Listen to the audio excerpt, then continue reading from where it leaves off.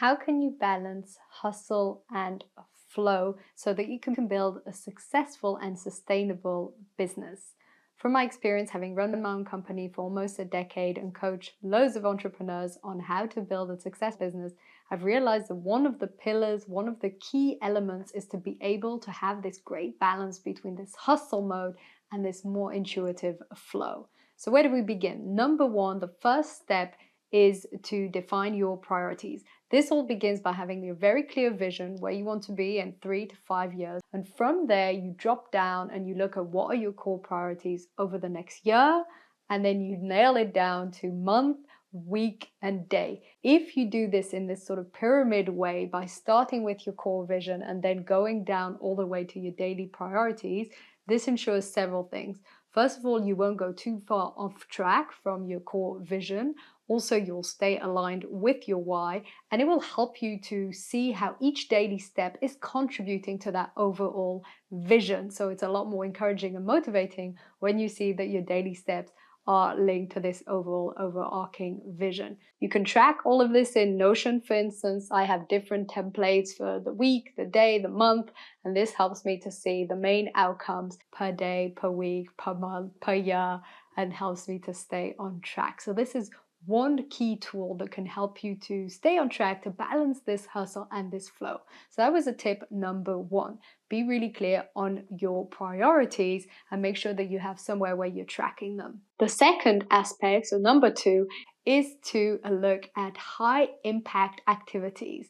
It's so easy to get caught up in the grind, to get caught up in the hustle and do everything because you feel that everything needs to be done and lose yourself in all these details. So applying here the Pareto principle, when you look at what are the outcomes that you want to see in your business over the next 6 months or the next year, what would be the 80% that you're looking for that could be coming from 20% of your activities? In other words, if you look at everything that you're doing, what's 20% there that helps you to reach 80% of the success that you're looking for?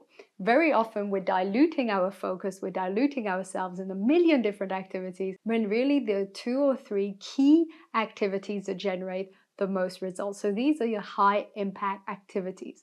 The best way to identify them is literally to make an audit of all the activities that you have and then look from each one, what were some of the results?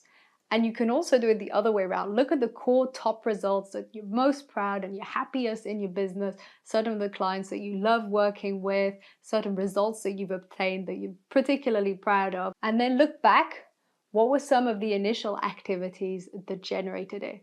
You might find that one of the social media platforms doesn't generate any joy or leads or sales in your business, for instance. Or you might find that 80% of your sales conversion come from speaking to an audience in person or writing your blog or whatever it is. And then that can help you to really nail down and be more in this flow and a bit less in this ongoing hustle. So that's tip number two. Really look at these high impact activities, applying the Pareto principle to help you to identify the needle movers, the Pokemon moves, a friend of mine calls them, that help you to move your business forward.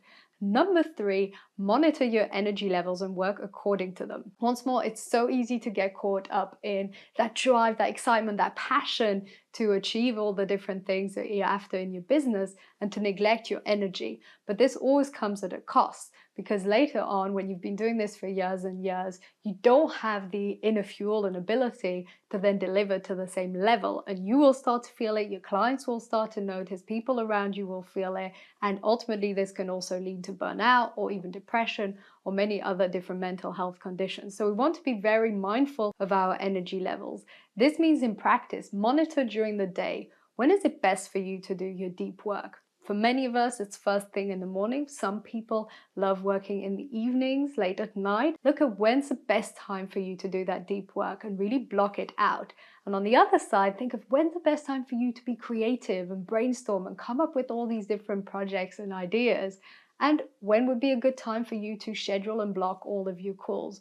Being aware of your energy levels daily, monthly, especially if you're a woman, then you know that your energy levels vary significantly over the course of a month, and then you might want to schedule your priorities differently according to this. So being very mindful of energy management versus time management. Once more, it's so easy to get caught up in time blocking, time management, fitting in as much as possible within an hour, and forgetting that our energy will really help us to have greater results in our business and productivity and being effective, because that really dictates the way we show up. So this ensures quality and not just quantity. So this was tip number 3, being very mindful of your energy levels and balancing them so that you have this perfect balance between hustle and flow. Number 4 is rest. Rest is absolutely strategic when it comes to high performance. I like to think of pro athletes, and if they didn't incorporate rest in their daily, weekly lives, this would impact negatively their performance. So if you think of yourself as a pro athlete or a pro business owner or founder or CEO, how is it impacting you when you don't take rest in your business? What does your day look like? What are your levels of clarity and focus by the end of the day or the end of the week?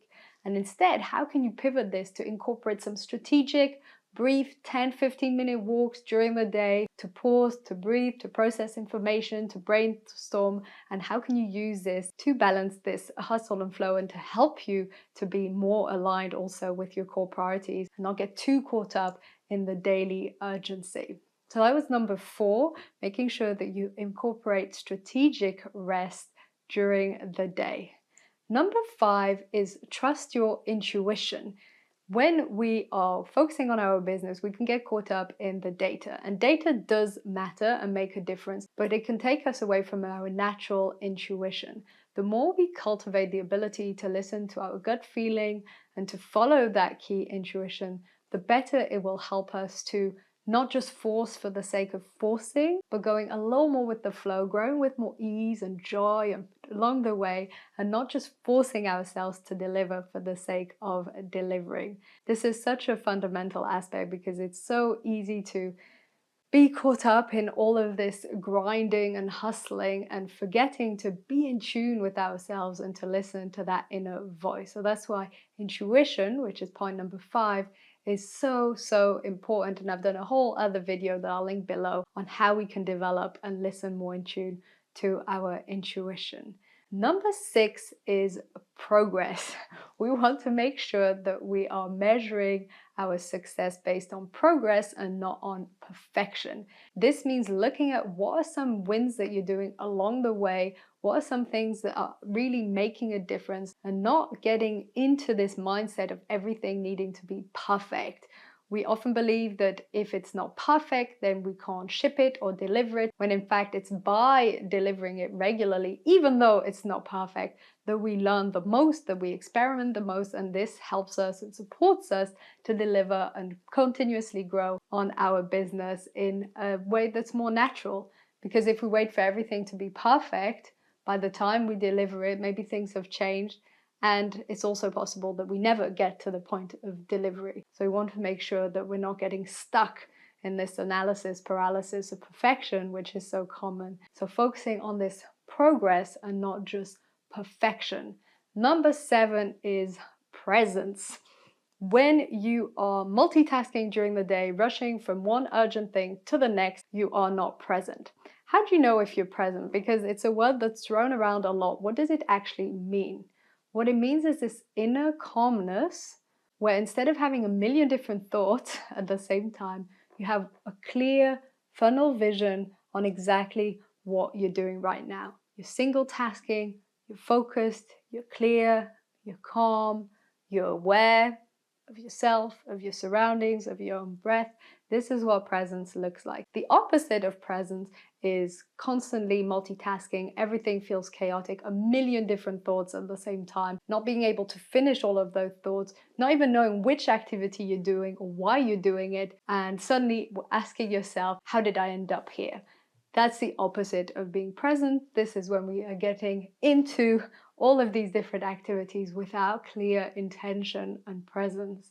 And if you're lacking presence within yourself and within your business, this will show because it will dilute the impact that you're having. It will dilute your activities because you're managing so many different things and not being clear and intentional about each one. So we want to keep in mind this notion of presence cultivate it and monitor ourselves. How present was I today? How present was I during that meeting? How present was I as I answered that email really quick on the go? Would I say it differently now that I'm a bit more rested and present? And number 7 is presence. Number 8, we need to look more in depth at how many systems we have in place and if these systems help us to build that consistency. And one way or another, systems are useful, but only if they are supporting us. So not going down the route of having too many systems in place that aren't actually helpful, but equally not going down the route of having no system in place and it being total mayhem. One of the systems that I love that helps me with consistency is daily check-in. Every morning before opening my computer or before opening my emails or my deep work activities, I open just my Notion and I reflect on the 3 main outcomes for the day, a few other things I would like to do, how I'd like to feel during the day, and put that all in place. And at the end of the day, end of day check-in to say, how did I do on the 3 main outcomes? How did I feel during the day? How engaged was I? It takes 2-3 minutes. The beginning of the day maybe takes 5 to 10 minutes. End of the day, it's a 2-3-5 minute check-in. And this helps you to see how you're progressing, not just in terms of your business outcomes, but also in terms of being aligned with your purpose, being present, being engaged within your work. I once read a clear sign of burnout is to feel disengaged from your work. So I check in with myself every day to check how engaged am I feeling with my work, with my business, as a way of monitoring myself to avoid burnout. So this was tip number 8, have some clear systems in place that help you to track and see and be consistent, so you're not just hustling and grinding, but you have clear structures in place.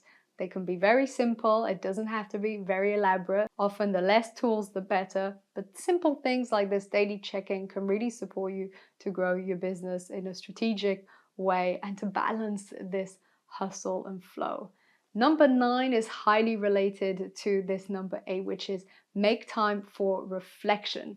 If you're not pausing to reflect regularly, then you are bound to end up down the hustle mode and maybe ask yourself 6 months later, what am I doing here? Why am I no longer aligned with my vision? Why have I taken on these projects that don't match my priorities? Because you haven't paused and taken a step back.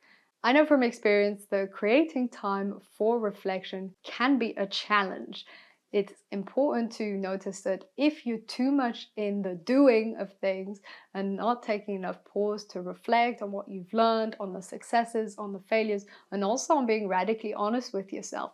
Is your business where you want it to be? Is your life aligned right now with your priorities? And what could you put in place to help you with this alignment and flow? But if you don't pause for that reflection, if you're constantly drowning out that inner voice through music and podcasts and your work, then you have no space to reflect further and to come up with this big overview, the clear vision, and the daily priorities, and being able to know and check if you are aligned with what matters most. And last but not least, tip number 10, celebrate along the way. As a high achiever and having coached primarily high achievers, overachievers, it is such a challenge to celebrate the progress you're making. I know that inner voice that tells you it's not good enough, you're not there yet, there's still so much more to accomplish, this doesn't even count. But if you don't pause and celebrate, you will get more discouraged. That inner voice will get harsher and harsher, and you won't appreciate the journey, which is life itself, that you're on. Building this inner muscle of celebration is absolutely fundamental. It'll help you to balance this hustle and flow and to stay aligned with your priorities, aligned with your vision, and find joy, clarity, peace, purpose in the journey while you build and grow your business. Hope you enjoyed today's episode, today's video or podcast, depending on if you're watching this or listening to this. Please let me know in the comments if you have any questions or comments. I read every single one of them and will answer them myself. I would love to hear from you. Wishing you an amazing day ahead.